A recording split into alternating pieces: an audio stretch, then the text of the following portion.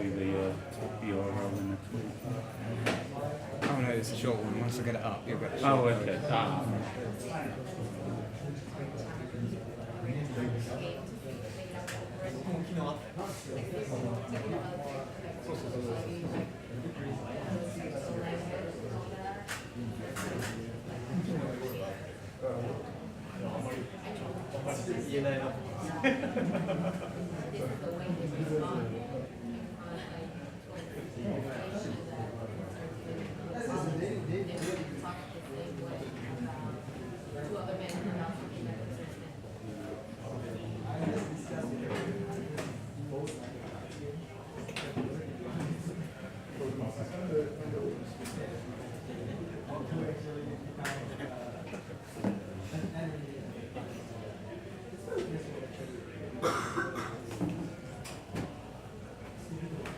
Fingers crossed it works.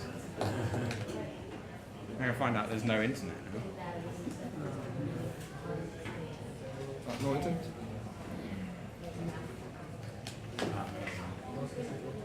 There you go. That's all I need. Right.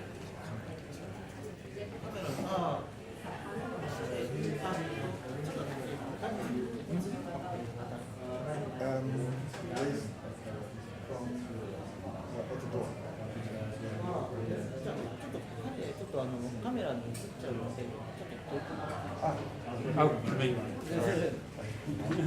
I had camera and then I remembered. I was like, oh,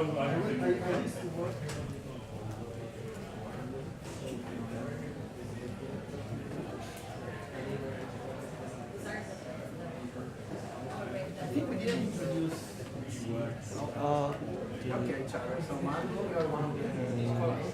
It's streaming, post streaming.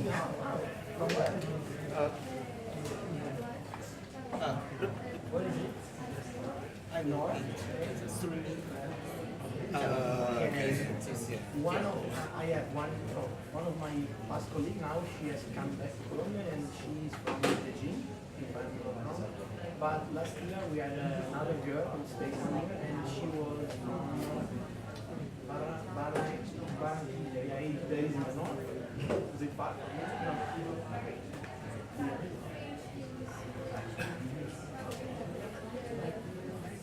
Okay.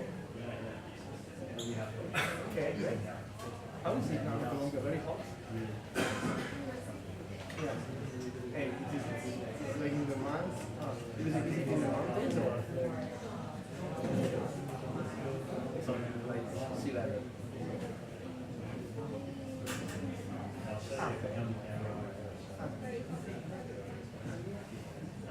And in the mountains, is it better?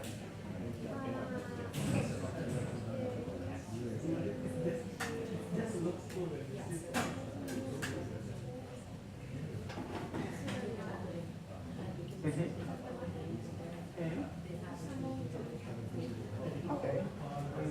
What is the temperature in the mountain? Is it so hot?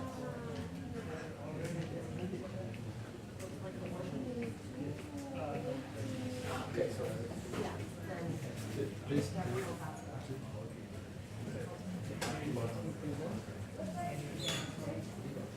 my presentation is the this one. Now, not the third one, the last one of this session. What is it? That's you.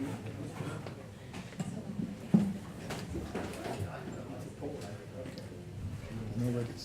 So we have to hold.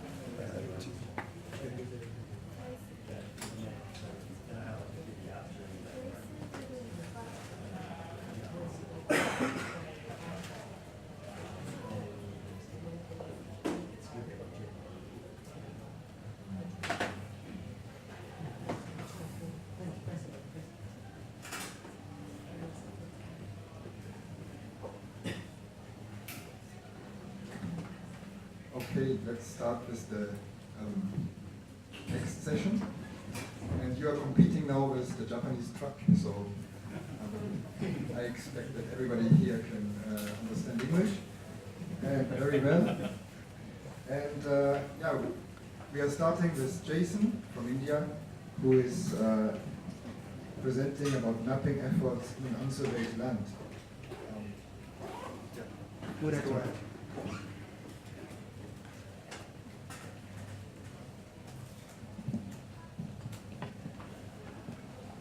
Hello, I'm Jaisen from India, and I represent two organizations.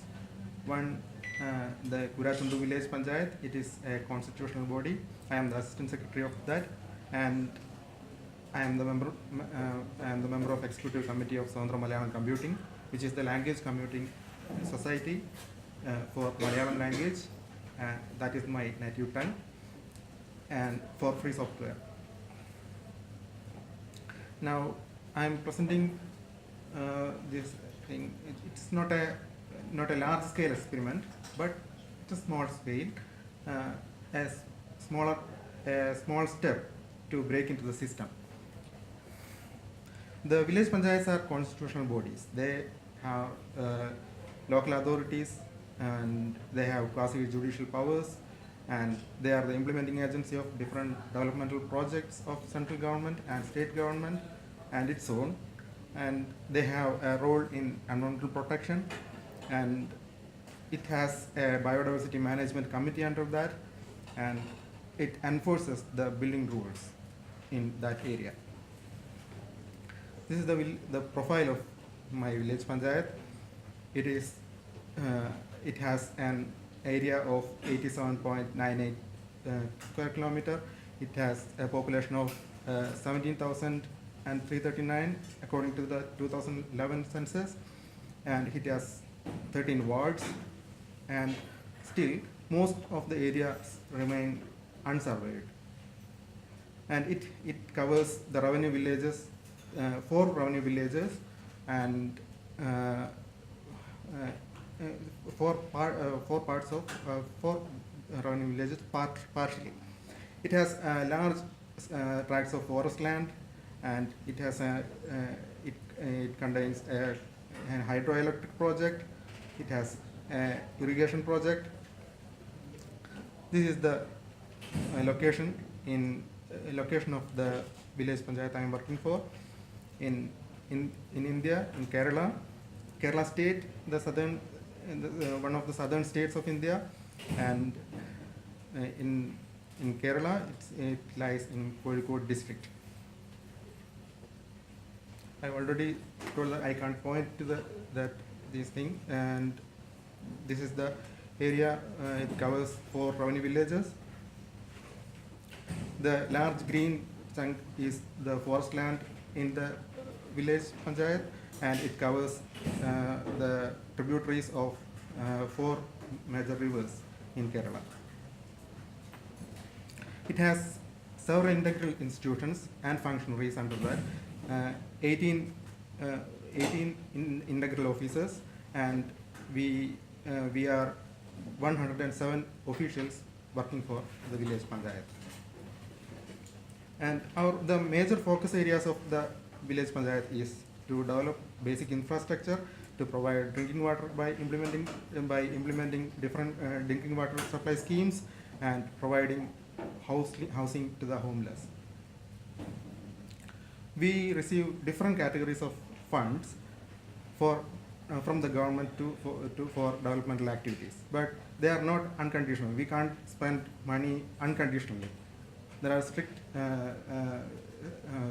strict mandates to be followed, and utilizing them are strictly controlled by the government through its guidelines, orders, circulars, etc. There are responsibilities like we the local governments are the custodians of the asset registers, which contains the details of basic infrastructure like road network, other public facilities. They are the first respondents in case of any hazards, and it is responsible to provide as much information so motu to the public through various means of communications. There are several contradictions in this field. That UNESCO says that to encourage citizen participation in governance, and the central government's guidelines says to GIS to be applied for preparing the project plans.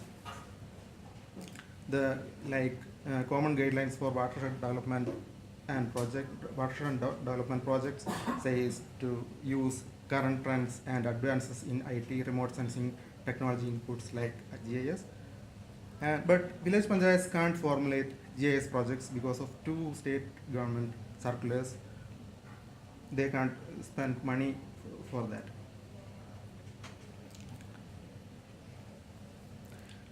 In case of Koorachundu village panchayat, the state of affairs is like that.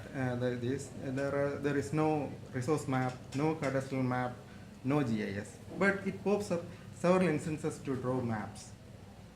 When in case of ward delimitation and in case of village level booths, etc. So there is a need of baseline geodata to empower the stakeholders, and there is a need of open geodata in case of emergencies and for empowering the people. But all we had was this thing. This was a hand-drawn map, which was drawn during the 2010 elections. We have to do everything based on this thing. Our objective was that to develop the different layers of village panchayat level open geodata with community participation and to suit the needs of the suo-moto dissemination of spatial information to the decision makers. So, and to ensure that this necessary spatial information can be accessed with the attribute data in local language. Our implementation strategy was twofold. Administrative strategy was to don't formulate a formal project because of the 2 standing state government circulars, and make use of the government circulars to draw any kind of map to enhance that level of existing space of open geodata. In the technical strategy, we use the existing open geodata platforms and to ensure the community volunteering involvements to minimize the expense. There came the State Election Commission's order. It realized that local self-government institutions of Kerala has no systematically prepared maps that useful for administrative and scientific and academic purposes as an official document, and if such a document is available, it can be used as the base document for future delimitation of wards or bifurcation of local self-government institutions. So our small step was like this. In the first phase, we conducted an OpenStreetMap mapping party in the village panchayat. We surveyed in 4 days. It was an exercise done in 2014. 20 OSM volunteers participated. 17 field level resource persons also participated. And the steering committee, village panchayat level steering committee, took the resolution to conduct the OpenStreetMap party to map the area. Our official partnership was with the Swathanthra Malayalam computing, which is the language community, and the volunteers were from the Mahatma Gandhi University and from Wikimedians and from the IT at School project. Field level resource persons were from the village panchayat. Our partnership was with Swathanthra Malayalam Computing. It has the expertise in Indian language computing and force domain. Both village panchayat and Swathanthra Malayalam Computing conceived this open geodata initiative, and we started from the OpenStreetMap and started to extend it to the other elements. SMC mobilized experts, volunteers, and trainers, and technology and implementation part of this program. In field, we used Android mobile phones and GPS logger, keypad mapper, OSM tracker, and at desk we used JOSM and ID and Bing imagery. These are the features of the field survey.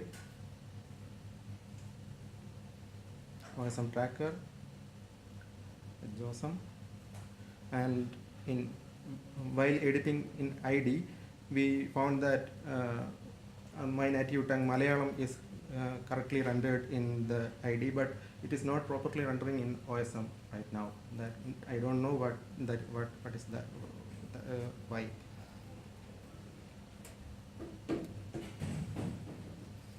Or the top left picture says the shows that the status before the mapping activities, and the right bottom image shows the picture after the mapping part. Our physical achievements was ward boundaries during the 2010, and place names, road network partially, polling booths, integral institutions, other major institutes, and places of worship. We processed the OpenStreetMap data in QGIS, and finishing works were done with Inkscape. We prepared map like that.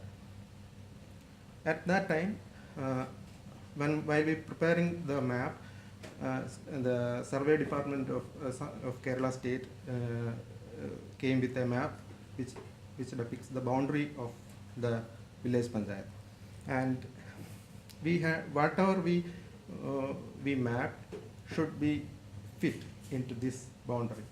So we properly georeferenced this map, and resultant administrative map was this. This was in the bottom region.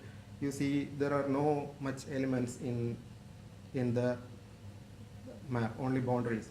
We don't know how this area came, but we submitted it as it is, and it was approved by the State Election Commission. And in the continuing work, we started I already told that there are 4 revenue villages in the village panchayat, and we started the village reorganization with consulting with the Department of Survey and Land Records and authorities at the village offices. We conducted the joint field verification, and the verification of the taluk level authorities finished, and the document is submitted to the government. Now we are waiting for the government's response. Village Panchayat will get an accurate cadastral map, and hopefully the open geodata of cadastral details as a byproduct. This was the pictures during the field verification, and in the rock marks, marking stones, and these are the persons are surveyors and village officer, village assistant, and survey superintendent. This is the draft village map as we get the byproduct of the joint field verification. And you can see that it is much different from the map we prepared earlier. So we submitted this thing to the state government, and we are waiting for their response. We felt that this method involving stakeholder communities is the most cost-effective way to develop baseline this data for a village panchayat, and they can download easily from the open geodata repositories. Data also will be at the fingertip.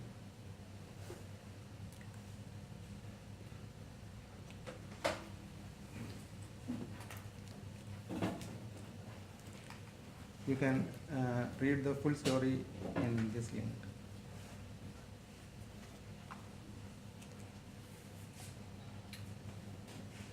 Okay, yeah, thank you very much for your presentation.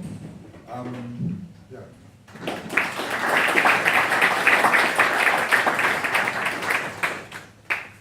Do you have some questions?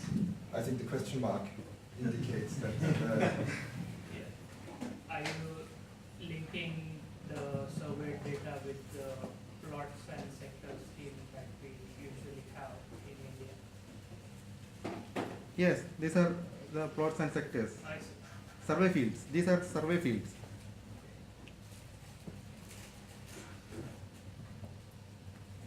I have a question. In one of the first slides, you showed that, and you said that according to some laws, you cannot like develop custom GIS projects. So can you better explain what you? Yes, yes. State government. I live in the Kerala state of India, and in Kerala, the Kerala state government issued 2 circulars, and one circular says that there is a large-scale GIS mapping project is initiated with the union government, and so states can't prepare a GIS project proposal to be implemented. So, and second circular says that the village panchayats, like they are constitutional bodies, and they can't formulate the any IT projects. As there is a statutory body also, different statutory bodies constituted as for this work only. So because of these standing circulars, village panchayats can't prepare their own GIS projects. Thank you. Okay, somebody else? Okay, if that's not the case, one more time. Thank you very much.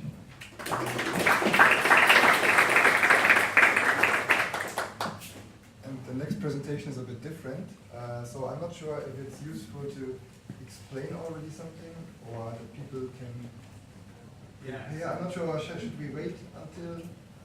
We can walk this thing up, so you can start opening on your phone. So maybe you have to download something, or. It's not download, it's just a website, but you need to open it on your phone. Yeah, QR code, right? There's a QR code or a URL here. Your QR code reader.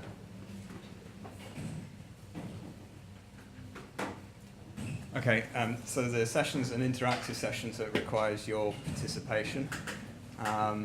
You need to, either on a smartphone or a laptop, open this website, and there'll be a series of questions we'll go through, and there'll be multiple choice, A, B, C, D, E. On some of the questions, it's pick one, and on some of the other questions, it's pick as many as apply. So I'll leave that on for a few minutes and give it a little bit more time. I don't think we'll get anybody joining us from the other group, but if we do, we'll give them 5 minutes maybe. People at home can join as well. You just need that website, so you can join from wherever you are. Okay, that's a little bit. Try to find out how that works on the smartphone. So when I load the first question, this link will disappear, so it's probably worth writing it down or loading it. Well, best to load it up now. The start will be done at 2:30.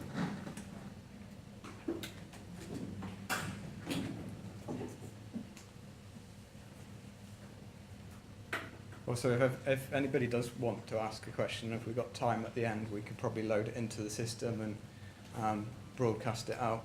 It needs to be in the format of a question with a number of answers that you can pick from. Alternatively, we could just have a chat at the end.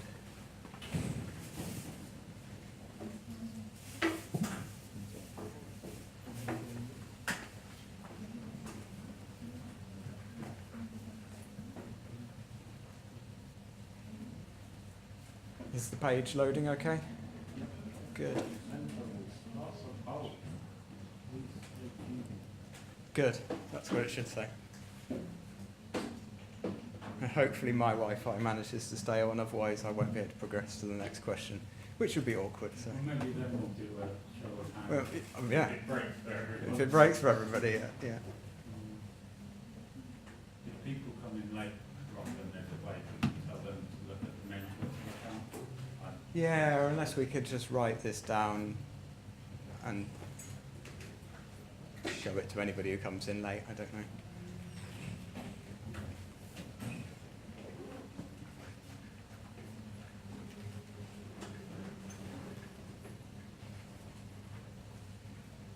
So we'll give it a few more minutes and then we'll start.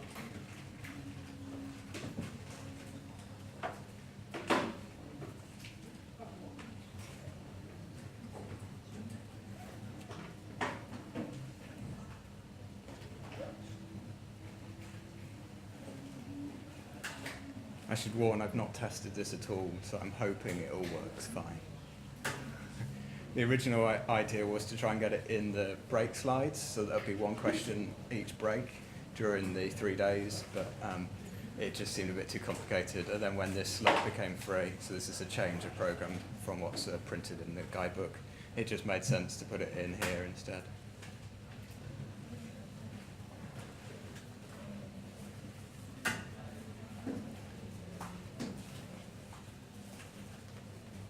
There's a mix of questions. There's some easy questions, and then there's some of the controversial topics that come up in OpenStreetMap politics. So we'll have a bit of fun and see how it goes, but don't take it too seriously.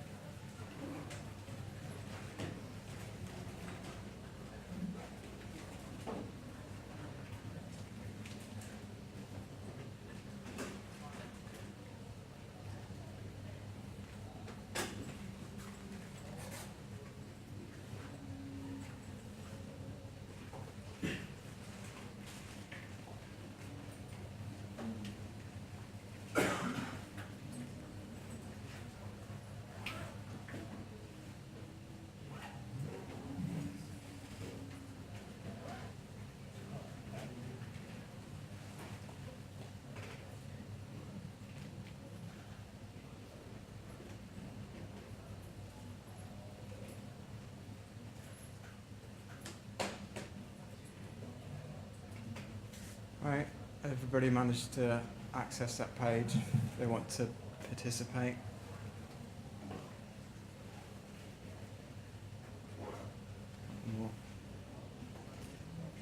You managed to write it down, have you, Gregory?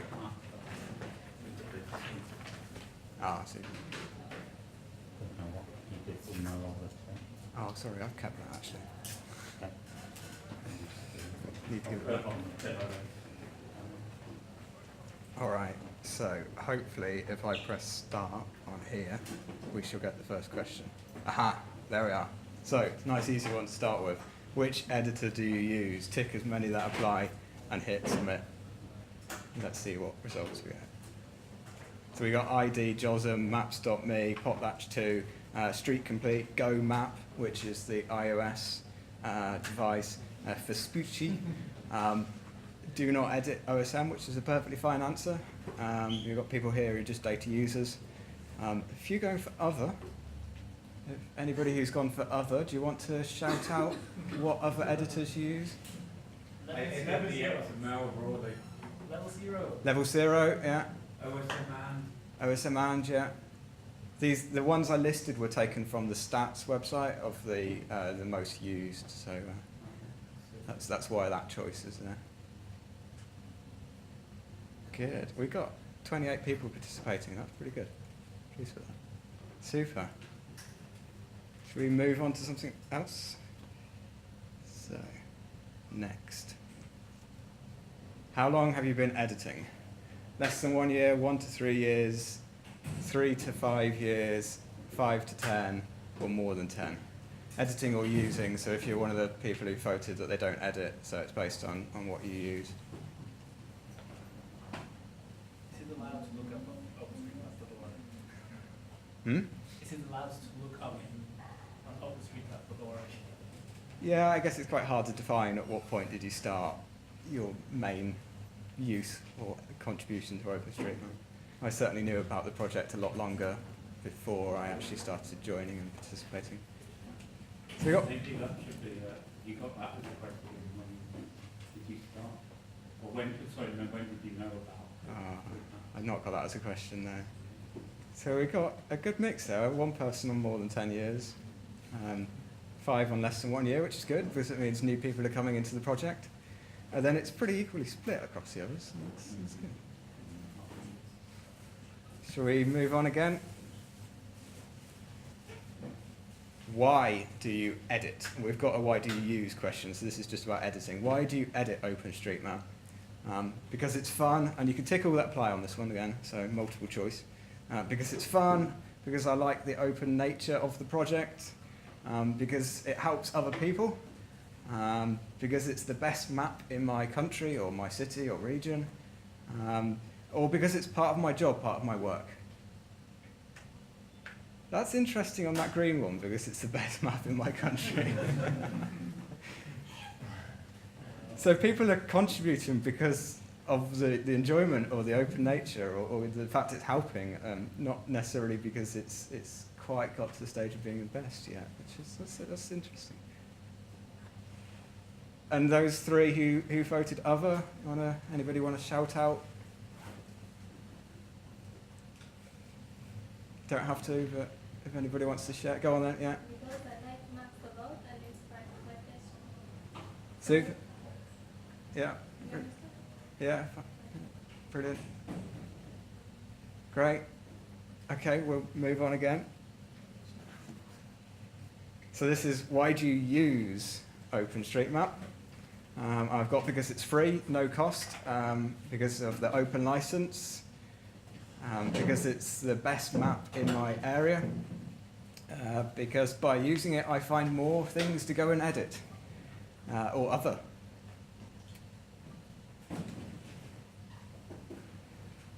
That's a similar thing as well. Not many people going for because it's the best map in my area, but lots of the license, that, yeah, obviously a key factor in there, and the cost. Interestingly, that the cost is not scoring quite as high as the license, which that's interesting. 28 people going for the license and 18 for the cost. I guess that's because the competing products also have a cost associated with them, so as long as it's less, helps. Super. And again, anybody who wrote other, who want to share some comments? It's great for offline usage. Good offline usage, yeah. It's crowdsourced, like less bias, commercial, but less commercial. Yeah, yeah. Super. All right, let's move on. Right, are you a member of the OpenStreetMap Foundation? It's yes, or lots of different choices for no. And it's pick one on this one. So yes, no, I don't know about the OpenStreetMap Foundation. No, it's too expensive. No, I don't understand why I should join the OpenStreetMap Foundation. No, for any other reason. Or maybe you don't even know whether you're a member or not a member. So the OpenStreetMap Foundation is the legal company that just brings some structure to the project.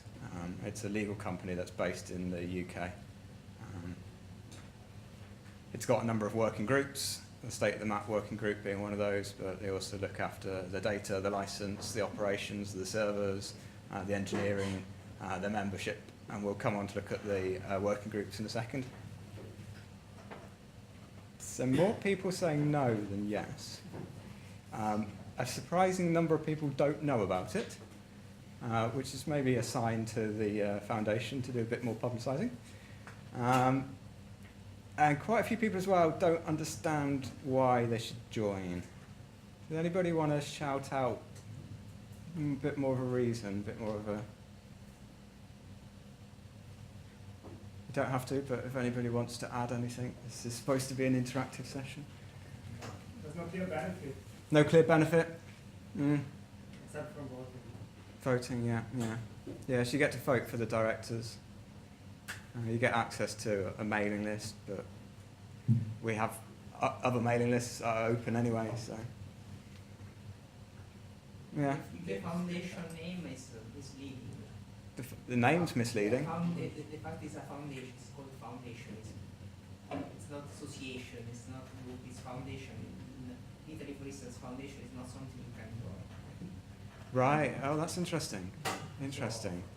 How you cannot think about joining a foundation? So if it was like the OpenStreetMap Members Association? Whatever, but Yeah, foundation it's a is clearer like name, isn't it? Yeah. Like private, public.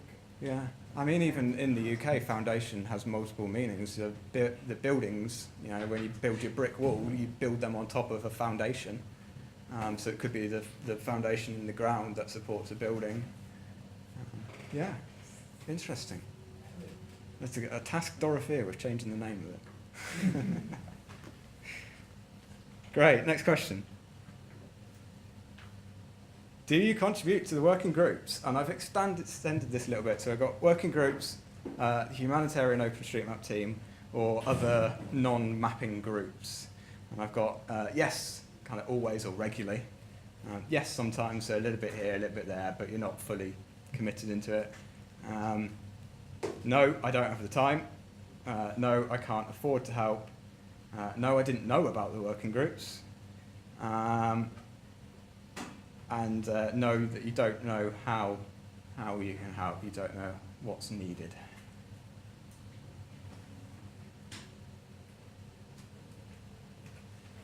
So there's quite a lot of yes sometimes, that's good, and there's a fair number of yes always.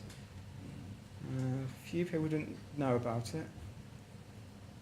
And yeah, obviously a lot of people, you know, a few again not having the time, which is not surprising given that just editing the map takes up a lot of time. Okay. Well, hopefully we can try and answer the question about I don't know how to help. We'll have a look at the working groups next and give an idea of those. Or if you don't know how to help and you're willing to help, you can always approach any of the members of the current working group, the directors of the foundation, or Dorothea, and ask us about them, or post a message on our mailing list and ask more about the groups, because we need a broad skill set for the working groups, and contributions can be ever so small or large. And you'll see if you open up the guidebook for State of the Map into the middle pages, there's a list of all the people who have contributed this year. And some of those have done just one or two small things, and others have worked for a lot more. But each person is bringing something to it. Each person is making it a better group and a nicer community to work in. So let's move on to the next one and we look at the groups. So which working group or similar are you interested in joining? Or maybe if you are a member, so if you voted yes in the one above, which ones do you already contribute to? And tick all that apply. So the working groups are the ones at the top. So we've got the communication working group, which does the Twitter and the blog posts, and, communicating the message of OpenStreetMap out to the world. The data working group, which look after the data quality and conflict resolution. So if there's an edit conflict and people start disagreeing about how something should be edited, they'll look after that. The engineering working group, and later down the operations working group. Let's see if I get this right way around. The operations working group is to do with keeping the servers up and running, is that right? Anybody from? And that's probably right. And the you have to excuse me because I'm not a software developer. So, and the engineering working group is to do with developing the new tools. I think that's probably right again. Nobody's correcting me. Licensing working group, so if there's any questions to do with licenses, how the data can be used commercially, what data can be merged, that goes to them for questions related to licenses. They've been registering trademarks recently as well, so we've got the legal protection of the trademarks in multiple different countries and regions now. The membership working group, so if you join as a member, they'll look after your journey through the membership, making making sure that the transition is nice and smooth, and you become a member and get registered in the system, and that you're allowed to vote at the elections. Obviously, the State of the Map organising committee organises the State of the Map, so that's quite a simple one. As I say, there's tasks from, we do a bit of communications within, so there's some Twitter and some blogs, we've got a newsletter. Then it's the local volunteers who have been running around helping, making sure it runs really smoothly. Working with the companies that we contract with, so the supplier of the food, the venue itself, You're helping on the website. We've got Laura over in Cuba who does the Android app. It'd be awesome if somebody wanted to do an iOS app. What else have we got? All sorts. The website, the app, organising the social event, writing the guidebook and getting that printed. All the things that you've seen over the last few days. And then obviously there's the humanitarian OpenStreetMap team, which pretty much everybody knows about, I think, covering off trying to bring OpenStreetMap into less developed regions and provide more support there. Obviously your local organisations. So that's good. So good spread there. I guess the two, like the licensed working group's quite a you've got to have that mindset about you. So I guess that's why that's coming in low. And the membership working group as well is quite admin-y, I suppose. It's quite single focused. So it's, an interesting mix there. And if you, so we said to folk here, if you were interested in joining or were already contributing, put your hand up if you voted for something which you're not currently contributing to, but it interests you. Okay, that's a good number, yeah. Okay, super. So your task is to go and find out a bit more about that working group. Brilliant, let's move on. But about communications then, which of these do you read? So there's the diary posts on the OpenStreetMap website, the foundation blog, blog.openstreetmap.org, social media, Twitter, Facebook, the mailing lists, OSM help, forum, and none of the above. I've probably missed some as well. There's lots of different communication channels. It's hard to keep track of.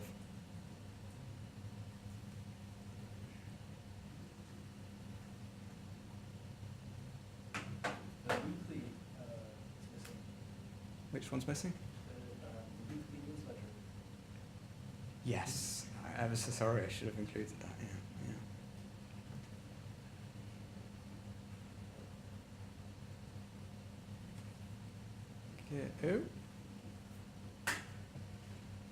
Good mix there.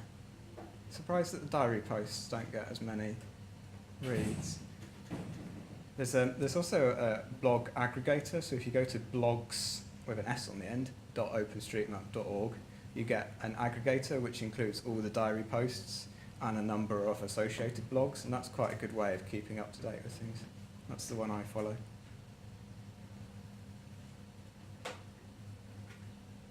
Super. Next then. So if there was an OSM email newsletter,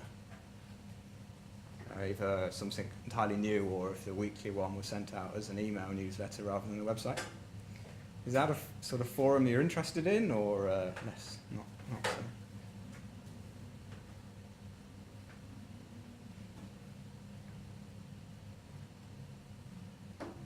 We do a show of hands as well. So if you've received the State of the Map newsletter, so we've got to sign up for the State of the Map newsletter. Has anybody received that? Are you subscribed to that? Only one person. 2 people. All right, if you go to stateofthemap.org and click through onto the 2017 page, scroll down and you can put in your email address. We don't send that many emails, about 12 a year, so 1 a month on average, although it is it's not equally distributed. Keeps you up to date with where the location is, when the tickets go on sale, when it's call for programs, paid submissions is available, call for scholarships, all of that sort of stuff. So it's useful to subscribe to it.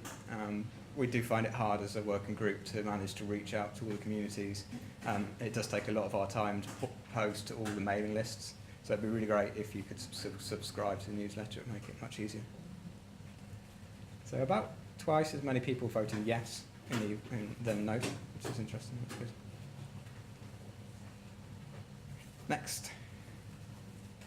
Should the OpenStreetMap, so this is one of the more controversial ones, should the OpenStreetMap Foundation provide microgrants, so small amounts of money, to local groups? See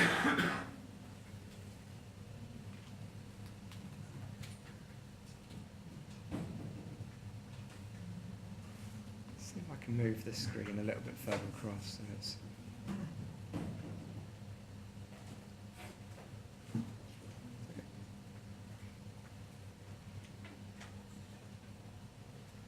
Okay, 24 people yes, 10 people no. So yeah, twice as many saying yes. Does anybody want to share a comment on this? If you voted yes or no, do you want to?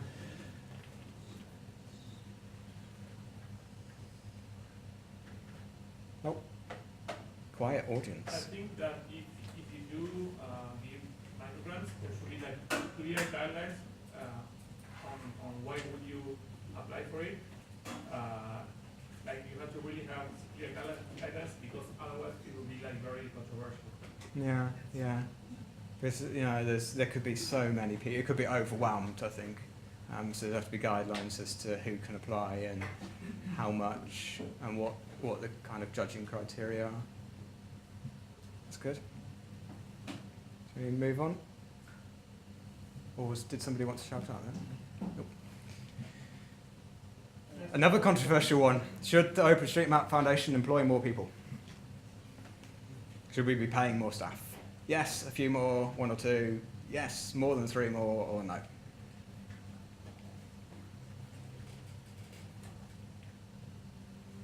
have no idea. It's neither don't know. No, sorry, I didn't add a don't know on this one. I did on some of them. I did.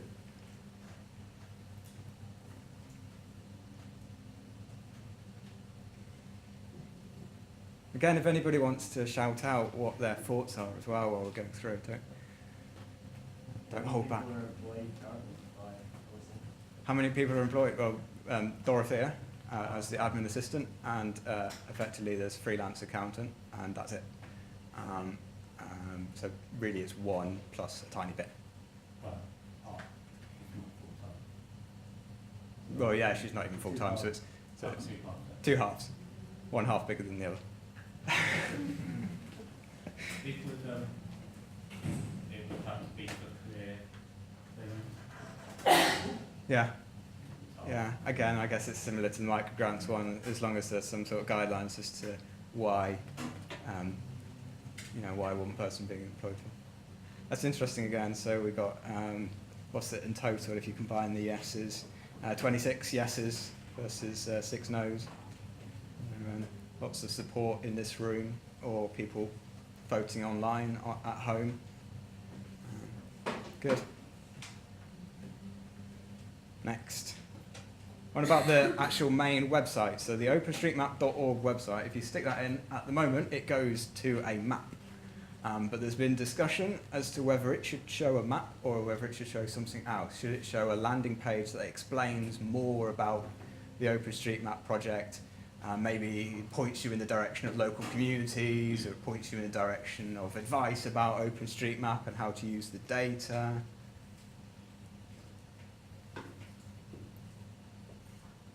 That was originally split, and the map's taken just a little bit of it. Oh.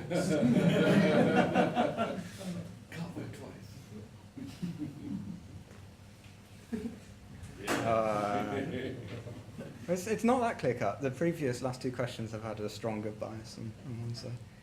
And I put the something else in. I didn't really know what the something else is, but if anybody voted something else, do you want to shout out what your reason was? Both? What, like half map and half? Yeah, different pictures of the map, I think, as well as information about OpenStreetMap and the community. Yeah. I think there's a long list of answers. I would like to see the map with very few but key links to where people can get started. Yeah. Yeah, bring more of that other content forwards, yeah. You can manage to have both in the same space. Yeah, I mean, when we've had the banners up, so the banner that advertises the different state in the maps, they do take a reasonable chunk of the screen up, and you can just click close, and maybe a reasonable chunk of the screen should be dedicated to providing a little bit more info, and a button to make the map go full screen if you want to. Or the other way around. I mean, if you did go for the second one, have an alternative web address, which is map.openstreetmap.org, which takes you straight to the map. Yeah. Heard that suggestion before, yeah, or openstreetmap.org/map, Yeah. one or the other, yeah. Interesting, good. Should we move on?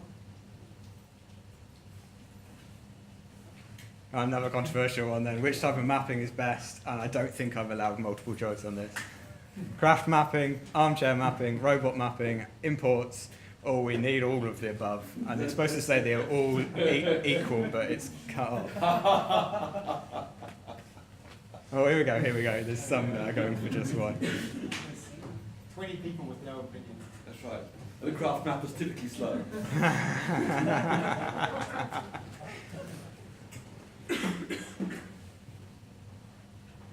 Oh, our number of participants is increasing as well. We've got 38 people going. That's good. So yeah, craft mapping, a few in there, a few robot mappers. They're still in the pub. Yeah. All the armchair mappers aren't here. They're sat in their armchair. Good. Oh, well, I'm glad everybody, a good chunk of people recognise the value in all those types. It makes me happy.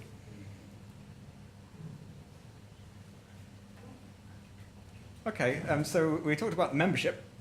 One thing we could do to boost the membership is include it as part of the state of the map. So would you be, so currently at the moment membership costs about £15, which is what, about $25, something like that.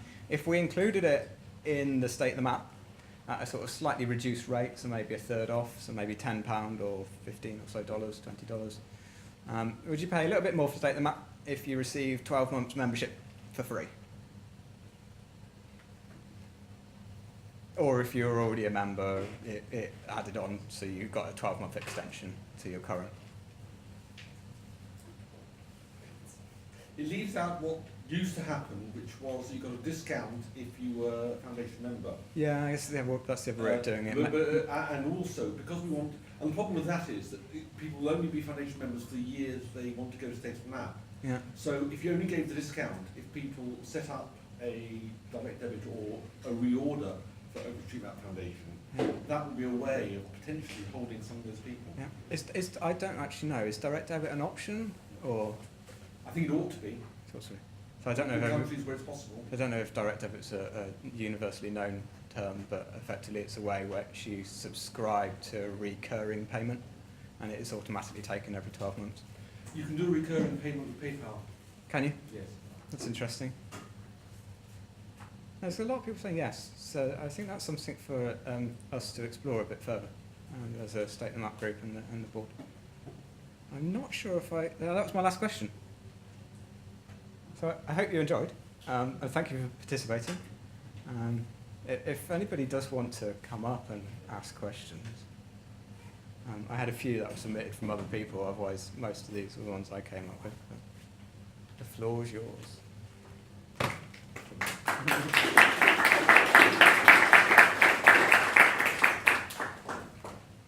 Yes? I was searching for, I didn't make a question because I was searching for a book about the economics of volunteering.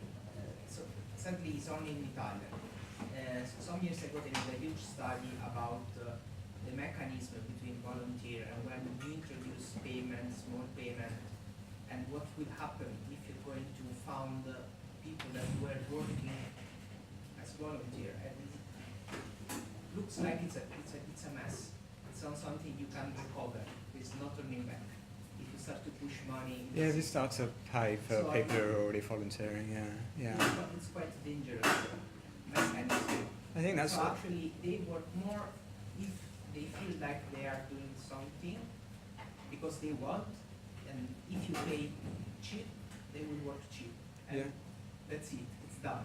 I think there's a line to be found, isn't there? I think you know, we all volunteer to OpenStreetMap, but one of the benefits of volunteering is if you get too busy or stressed or whatever, you just walk away from it. But there's a number of roles like making sure the server stays up online constantly. You don't have control of your time. If it breaks, you have to go and do it. So there are different and there's probably other cases. So that was like the time element being introduced onto a volunteer, and there are probably other elements. So maybe if you could find the right balance on those. I was referring to the question, if I remember, was about local communities. This was to find find local communities. Oh, to set up a local community. Yes, of course. If someone has to do sysadmin or other things, or a developer, it's a job. Yeah, yeah. It's quite different. Well, you say that, but they're not paid at the moment. So, as are none of the State of the Map working group either. We don't get paid. We travel here on our own expenses. As do the communications working group and all the others. So. Anybody else? Anybody want to ask a question? Come on, there must be somebody. How many people? Come on, Gregory. No excuses, no sitting in the back. I mean, this is multiple choice, so it's difficult. Oh, we'll have to have a show of hands. Yeah. For multiple choice. I'm interested when we asked how many people should OSMF employ, how many people thought OSMF did employ. That's a good question. So, put your hand up if you thought they didn't employ anyone. Put your hand up if you thought it was 1 or 2 people. Put your hand up if you thought it was more than that. That's surprising. So, yeah. Cool. How many foundation members are there? 300. I heard to 300 400, earlier today, yeah. Somebody else. Yeah. which is quite a low number. Tiny out of 1 million mappers. Yes, very tiny, yeah. Yeah. Yes, well, I'm from the membership working group. We have a big tag that says increase membership. I think at least someone answered who wanted to join the membership working group, so feel free. You have great ideas, but you just don't have anyone doing anything. So. If you're interested in the State of the Map working group, so how we organise it is we have a GitHub page, so we don't use any of the code feature of GitHub, we just use the issue tracker, and we put things up on the issue tracker. It's the easiest way to contribute is just to subscribe to that and then start following along and seeing where you can help. But if you're looking for some direction, we can provide some direction.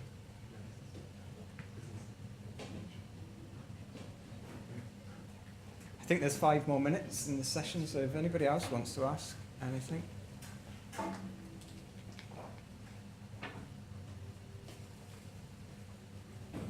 Yeah, so maybe one question is, how do you like these kind of? Yeah, how did you enjoy it? I mean, there's no reason why we don't do this outside of State of the Map as well. If we published the link and told people when it was going to happen, or maybe did one question a day over a series of days. The site that I use is called directpoll.com. It's free. And you create the homepage, they call it a cockpit, the control system. And the web links stay active for 30 days, so as long as you keep some sort of activity, so as long as you're pressing save or moving on to the next question, it will stay active for 30 days, that URL. I was inspired by a system we used at work, but that was a paid system, so I've searched around on the internet, found this one, and I think it's worked really well. Presumably, it only allows each email address to record votes once, or each each IP address. How does it do it? I think it's probably like a cookie that it sets. Yeah. Or maybe IP address, but I don't know. Yeah, I mean it's not a rigorous voting system. It could be susceptible to bias in a way, or cheating. But hopefully we didn't have any of that. I didn't see anybody with 2 devices, 1 laptop and 1 phone.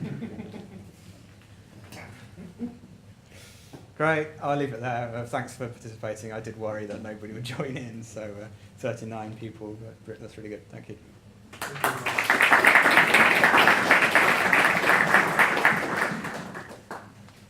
Okay, yeah, thank you, and let's prepare the next talk, and we have 2 or 3 minutes.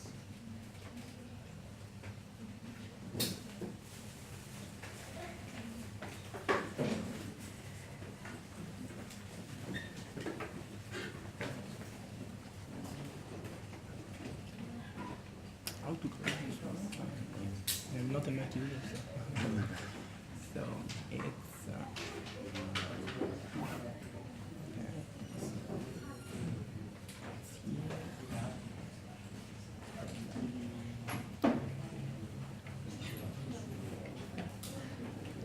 can you see the mouse?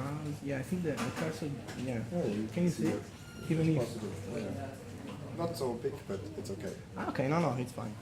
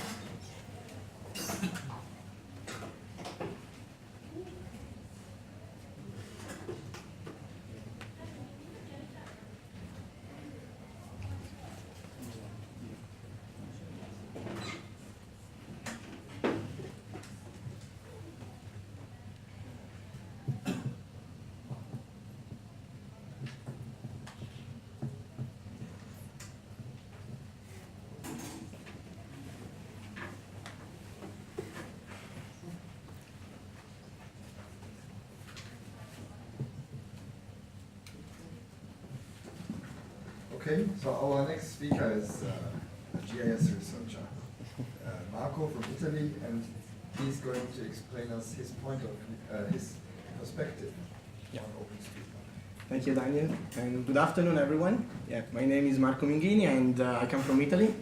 Actually, I work as a postdoc at Politecnico di Milano, and yes, as you can see from the title, my talk will be about research applications on OpenStreetMap.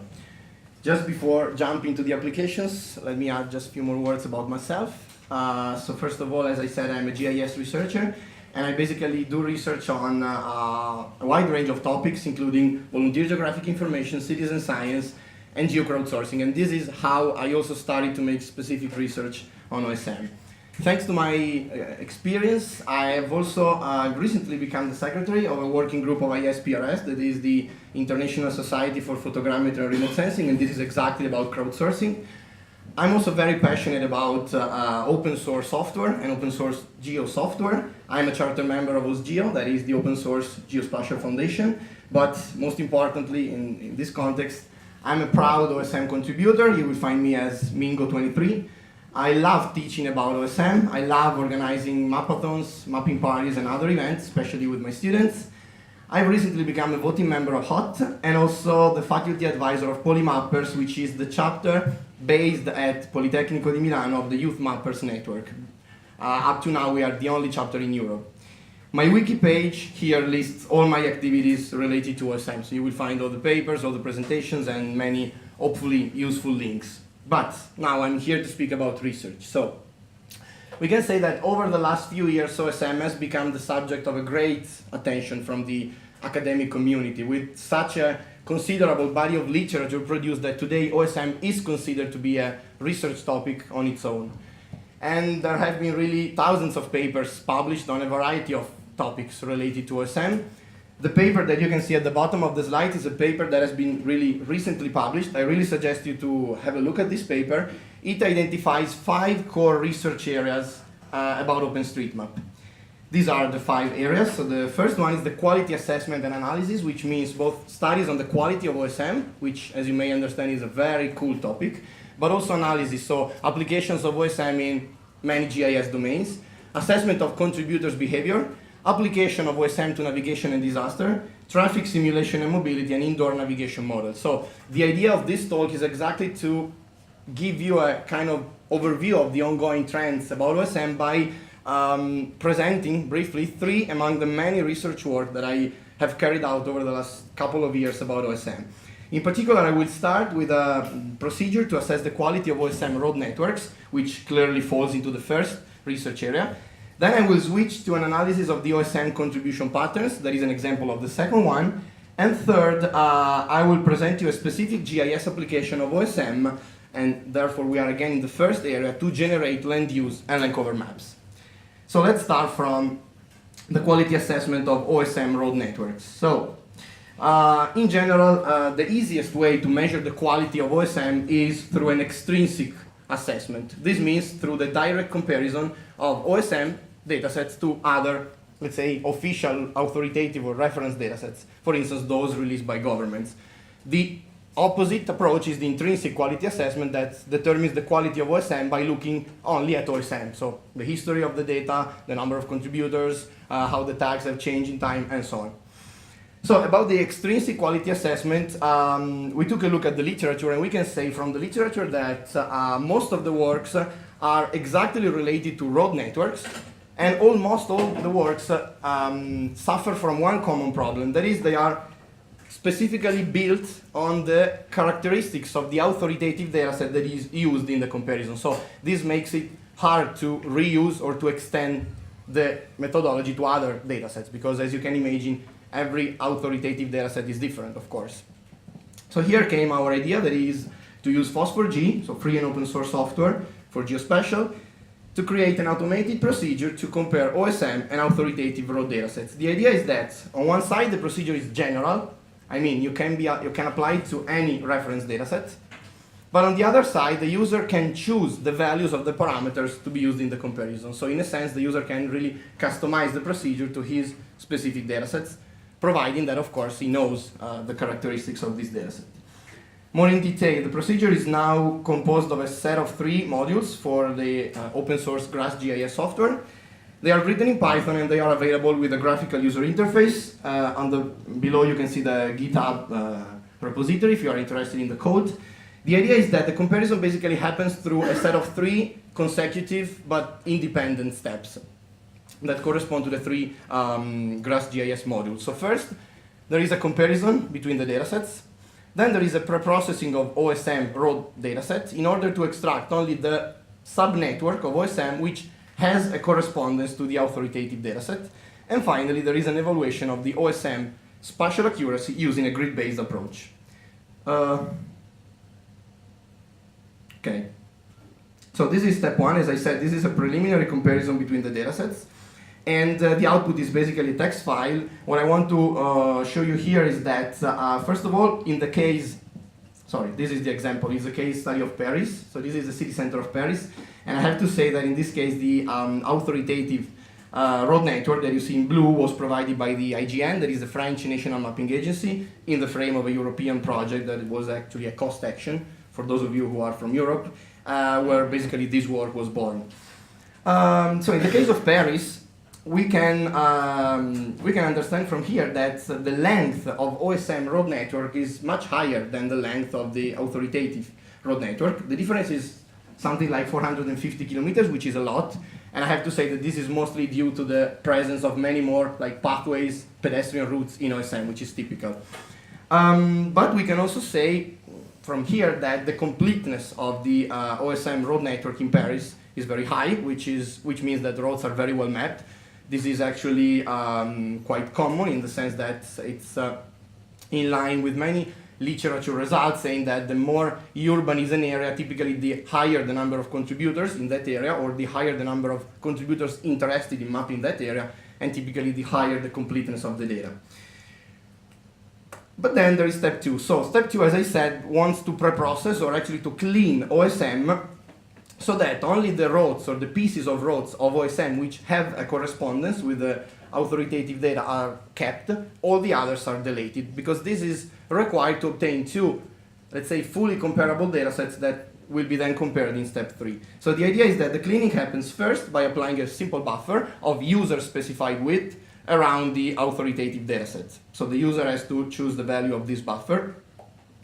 If I have more time later, if there are some questions, I can explain you how. But the idea is that the user defines this buffer. So we apply this buffer, and as you can see, we remove all the OSM pieces of roads which fall outside the buffer. Then we do something more, because basically the cleaning goes on with a more complex procedure, which basically compares also the angular coefficients of the corresponding segments of the two datasets. So the idea is that we delete all these small red OSM segments, which basically fell inside the buffer, but as you can see, do not have any correspondence in the blue dataset. So the idea is that we compare the direction of corresponding segments and we delete all the OSM rows which are too different in terms of direction with the corresponding rows of the reference dataset. So the idea is that at the end we obtain two datasets that are comparable, and that will now compare in step 3. So step 3 basically measures the spatial accuracy of the preprocessed OSM using a grid-based approach. As you know, grid-based approach is typically useful to take into account the heterogeneous nature of OSM. OSM can be very good here and very bad, maybe close to that area.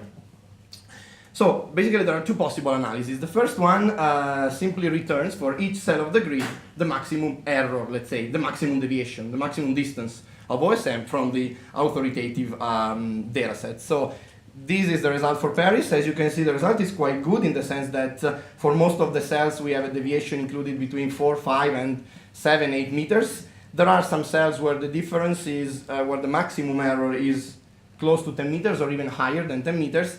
We try to have a look at what happens in these cells, and the result is that quite all of the times it is not, let's say, OSM's fault. I mean, it's not that OSM is not good. It is simply that there are some very complex road networks that step 2 is not able to clean correctly these networks. Then the second analysis is different and is thought for the case when you have to evaluate if your own OSM network complies with a certain level of accuracy. For instance, suppose that you want to know if you can use your OSM road network dataset for a specific application that you know requires a certain accuracy. So what you have to do is just to declare the target accuracy that you want to test, for instance, here 6 meters, and you know in which area, so for which cell, and in which percentage of the total length OSM satisfies that accuracy. This is the example for a small area of Paris for a target accuracy of 6 meters. The percentages are quite high, as you can see. If we try with 8 meters, of course, they are better. If we try with 10 meters, all the values are very close to 100%. Then, second work, the analysis of OSM contribution patterns, and in particular tagging patterns. So we all know that OSM has a free tagging approach, so users are basically able to choose and to use the tags they want.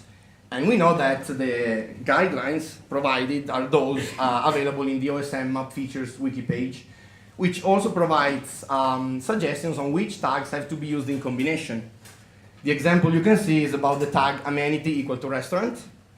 And you can see that according to the OSM map features wiki, we should add the tag name, the tags related to the address, the tag operator, cuisine, and so on.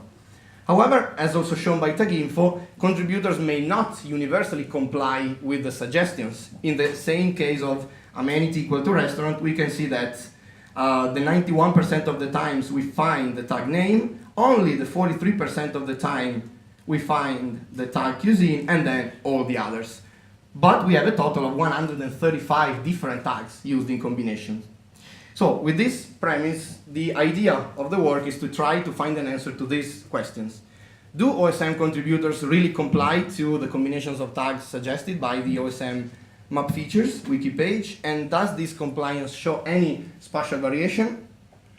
To try to find answers, we did the following. We first selected these 10, among the most frequently occurring tags in OSM based on some rules. Again, I don't enter the details now, then if there are questions, I will be glad to answer. Here you can see for each of these 10 tags the ranking in TagInfo and the number of objects in June 2016, so 1 year ago, that is when this work was done. And then we selected a set of 40 cities distributed around the world that are those tested in the analysis. What is the analysis? So for each of these 40 cities and for each of these 10 target tags and for each of the suggested tags to be used in combination with the target tags, we compute simply the fraction of objects containing both the target tag and the suggested tag, and we mapped this fraction to a 5-part scale, basically, with values equal to poor, fair, average, good, and excellent. Just to simplify, let's see an example. So for the city of Christchurch in New Zealand and for the tag leisure equal to pitch, we had, so again, 1 year ago, we had the total number of objects equal to 470, and we had two suggested keys, sport and surface. So sport performs good in this case because the 77% of the objects tagged with leisure equal to pitch is also tagged with the key sport. So we are in the range 60-80%, so it's good. On the opposite, surface performs poor because it has just the 9% of objects tagged in this way. Okay, so let's see some results for some of the 10 tags. One is the tag highway equal to residential. In this case, you see that we have two keys. The key name has, for almost half of the cities, an excellent compliance, but you can see that we have 8 cities with a poor compliance. The tag one way has mostly a poor compliance, but the reason of this is that this tag should only be used for one-way streets. So this is easily explainable. For the tag natural equal to 3, it is interesting to note that all the keys suggested to be used in combination require a very specific physical survey, circumference, the taxonomy, the leaf type, and so on. And this typically does not happen in the cities. There are some exceptions. One is the city of Vienna in Europe, but the reason here is that Vienna was subject to a massive open data import of 3 objects. Then for the tag highway equal to primary, we see that the situation is really, really heterogeneous in terms of all the 3 keys. The same can be said for the tag highway equal to bus stop. Here the tag name has mostly an excellent or good compliance, but the keys operator and public transport have mostly a poor compliance. Finally, for the tag leisure equal to pitch, we can see that the key sport is quite well used, excellent and good. The key surface is surprisingly not used at all, at least in combination with leisure equal to pitch. So it has a poor value in all the 40 cities. This was very surprising to me, at least. And here you can see a summary table for all our 10 target tags. We can see from the table that the tags performing the best are all tags related to the road network or the rail network. This basically means that typically in the cities, at least of the world, roads are very well mapped, not just in terms of geometries, as in the example of Paris, but also in terms of attributes. We can also see that the last 4 tags that you can see in this table have a poor compliance in more than the 90% of the cases. So this is also important result. In general, we can conclude that for sure there are different tagging practices in the cities. We were not able actually to find any spatial trend between the cities. This probably requires much more research. It is very challenging probably, but also very good, I think, to make research, to try to understand if there are really some patterns or not. We can also say that probably as a result, we can say that when mapping contributors do not usually rely on the map features wiki page, and we can also say that, at least this is my consideration, there is, at least from most of the contributors, more attention to the geometry and less on the tags. So typically 1 or 2 tags are attached and no more than that. Finally, last application is the use, so a specific GIS application to use OSM to generate land use and land cover maps. First of all, land use and land cover maps are crucial for many applications. Biodiversity monitoring, climate modeling, natural resources management, and so on. How are these maps produced? Typically from the classification of satellite imagery, which is, and then of course validation and all the other operations. The result is that these maps are typically very expensive to produce and also very long and time consuming. Typically these maps are released only every few years because it takes a lot of time and also a lot of money really to produce and to update them in time. On the other side, there's OSM, which clearly contains a lot of information about land use and land cover. It is available everywhere. It is available under an open license. So it really provides a good source of data to derive land use and land cover maps, even if there are some problems, there are some limitations. For example, an uneven spatial coverage. For example, positional errors or geometric and semantic inconsistencies. So the idea of this work was to try to create an automated procedure that really takes OSM data and returns a land use land cover map using the nomenclature of some reference products. For instance, European products like the Urban Atlas or the Corinne land use land cover maps, or the GL30 that is a global product. Just to give you an example, this is Urban Atlas, that is a land use land cover map released by the European Commission, so it's a European product basically. The nomenclature is organized into 4 hierarchical levels. Here you can see just the first 3 of these levels. Very easily, at the first level there are just 4 classes, okay? And then at level 2, level 3, and also level 4, class 1 is further classified into, let's say, more detailed classes. The idea of Urban Atlas was exactly to have a product to describe cities. So this is why artificial surfaces are are described in rich detail and not the other classes. Now, this is the methodology. So I'll try to explain you step by step. So the idea is that first, you take in input OSM data, of course, and you take in input the nomenclature, the target nomenclature, for instance, Urban Atlas. So step 1 associates or maps the OSM tags to the corresponding land use land cover classes. So basically this is the mapping. Then using some rules based on some user-defined values for some parameters, step 2 runs the conversion, so allows to obtain polygons for each target land use and land cover class. Step 3 eliminates inconsistencies. What are inconsistencies? They are like overlapping polygons associated to different objects. Just to give you an example, suppose that there is a river flowing in a forest. Of course, we will have the polygon of the river, but also the big polygon of the forest. So the idea of the rules is to establish some priority rules, for instance, saying that the class water has a higher priority than the class forest. So in this case, we classify all the points belonging to the polygon of the river as water and not as forest. So basically, it's a priority order between the different classes. The same is for a building on top of an agricultural area. It is exactly the same. Finally, if we have or if we want to consider a minimum mapping unit, the map is generalized according to that specific minimum mapping unit, according again to some rules. So here you have the source code. The main contributor here is a Portuguese guy. But here you have also a link to a web service that is under development. It already works, but it's not so intuitive at the moment, but it works. So basically you can select your own region in OSM and get a land use land cover map as outputs. I will show you just some case studies, 2 case studies corresponding to 2 areas of 10 kilometers by 10 kilometers. The first is again an area in Paris, or actually in the outskirts of Paris. You can see that it is mainly a rural or agricultural area. On the right, you can see the results. How to read these results. So on the left, you have the maps that we generate from OSM. On the right, you have the original Urban Atlas maps. At the bottom, you have the map for level 1. Level 1, if you remember, was the one with just 4 classes.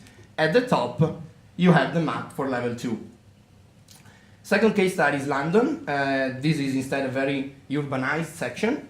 Again, on the right, you have the results. I would like just to draw your attention here, where you see this black circle, because here there is a very visible difference, and it's due to the presence here of the area where the London Olympic Stadium was built for the Olympic Games of 2012. This is not available in Urban Atlas simply because Urban Atlas was built for London using satellite imagery ranging from 2006 to 2009. So this is an example of the fact that from Urban Atlas we can get more up-to-date products. However, visually, if we just visually look at the results, we can say, okay, they are quite similar. Let's have a look quantitatively to the results. This is the example of Paris, and it is the example for the map of level 2. And what you see here is called the confusion matrix, so I don't want to enter the details, but this is just a matrix that compares the 2 maps. So the numbers that you see in the table are the areas of overlapping, expressed in hectares, between the classes of the original Urban Atlas, so those you can see here on the column, and the classes, of course, the same classes produced from OpenStreetMap. So basically, what is important from this table is what you read here in this last column and in this last row, so the, let's say, the agreements for the single classes, and also this number, which is the overall agreement. In this case, it is 85%, which is a good number in the sense that it means they are quite similar. In the case of London, this number is lower, it is 73%. What I want really to pass as a message is that this number is just a measure of similarity, so it doesn't mean that the procedure is weak or that OSM is bad. I mean, it can be also, but it can also be, and in London this is exactly what happens, that OSM contains really more up-to-date information, because of course land use and land cover changes every day. So this is just a measure of similarity of what we produce with some existing products. The same that we did for Paris. I mean, it's just a comparison. It doesn't mean that if there is a difference between two roads of 10 meters, wow, OSM has an error of 10 meters. No, it's just a comparison, and there can be errors even in the official datasets. So this is basically the message. So basically, this was the overview I wanted to give you. You can find much more information in the papers corresponding to these works. And well, I would like to thank all the people that contributed to these papers. And of course, thanks also to the OSM contributors, because without them, or research on OSM would be literally impossible. And finally, thank you. Here you can access to the slides if you are interested, or simply write me an email and I will send them. Thank you.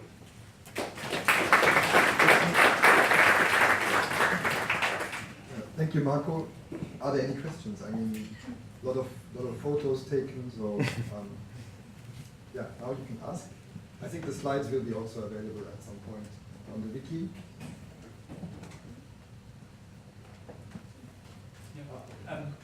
When you were talking about the tagging and how you see that a certain feature isn't very accurate if it doesn't have tag combination, do you consider that might be that the suggestion on the wiki map features is more wrong?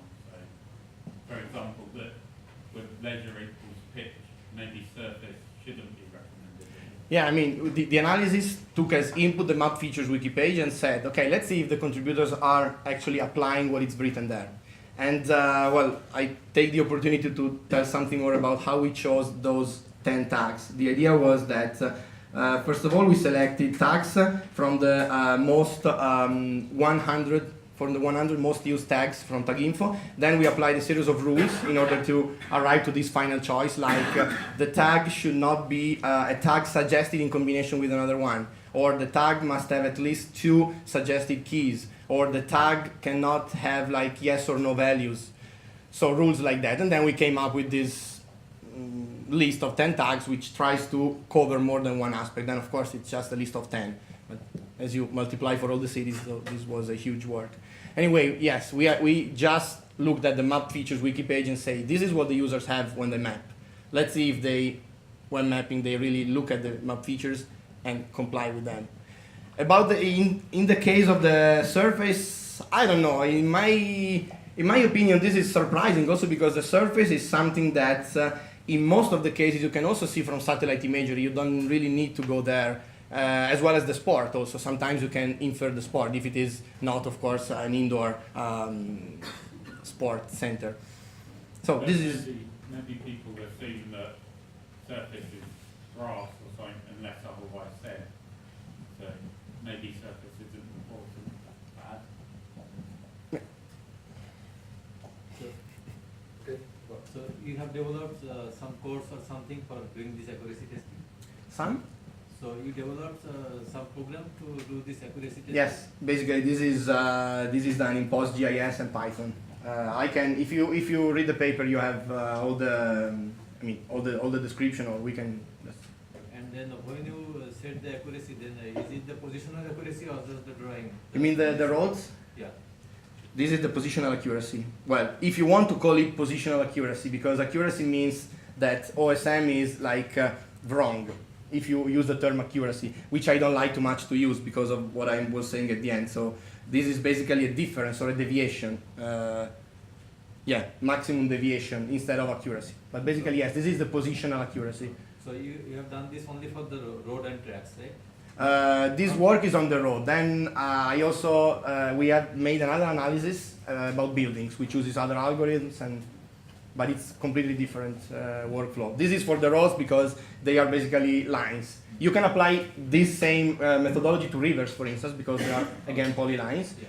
It's just importing 2 data sets and making some, basically, GIS processing. Because what is behind this is like buffer, it's just intersections, and some more complex things in GRASS GIS. And then in your program, so have you added the georeferencing, the georeferencing in WGS 84 for both? I don't remember how it works, but I think you can just specify, I mean, no. You have to specify the location in GRASS GIS because this is how GRASS GIS works. So basically, because GraphGIS works in a way that you have to first select a location, that means the reference system in which you are working. So the idea is that you import your data sets already in the same reference system, but of course the procedure doesn't care at the reference system. It's sufficient that they are in the same reference system because you need to make intersections and you need to measure distances and so on. Thank you. Nice, excellent business. Thank you. Okay, somebody else? On the topic of tags, did you observe any patterns on the description of features between different countries? Because I noticed, at least in the work I do in the coastline, coastline should be something straightforward, people perceive it differently. The same applies to forest and the same applies to highway. Yeah. So did you observe any Well, as you can see, some results are really heterogeneous. So in some cases, like this one, okay, the characteristics of the trees are not mapped because they are difficult to be mapped. In some other cases, we found that the results are really heterogeneous, but we were not able to find actual, really well-defined spatial patterns. The idea, because even if some cities are better, maybe in one series of tags, they are worse in other series of tags.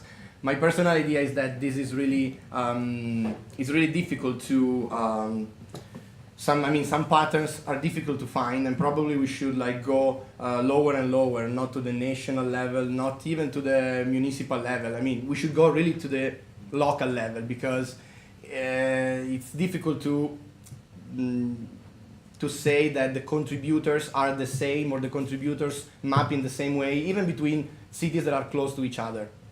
There are really patterns that are very difficult to find, and this is why I say that more specific analysis and probably complex analysis are needed to try to find some patterns in terms of tags, at least. Okay, yeah, it's just 3:30 and time for the next coffee break. And yeah. Sorry, I have one more slide, I just remember. So I don't know if there are researchers among you, but if there are researchers or people working in the academic context, I am currently the guest editor of a special issue on volunteer geographic information for the Journal of Geographical Systems, which has a quite good impact factor. So if you are interested, the topic of this special issue is volunteer geographic information looking towards the next 10 years. So not just standard papers about VGI or OSM, but papers that tries to look forward to what is going to happen in 10 years. Of course, papers on OSM are very welcome. If you are interested, just approach me or just, yes, or just write me again. What's the deadline? Deadline, yes, important. It's the end of September. So, close deadline. Yeah, I could not move the conference. I could not move the deadline, I could not move the conference. So, just drop me an email and or just speak with me. So, these are my contacts. Thanks again, sorry for taking one more minute.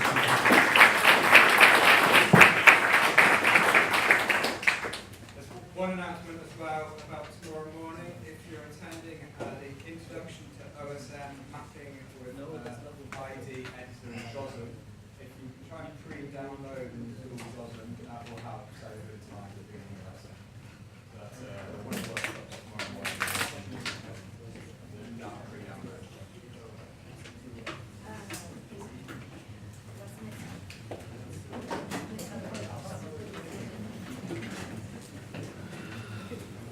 Thank you.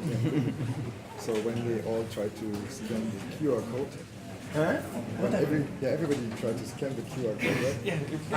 That time you didn't Okay.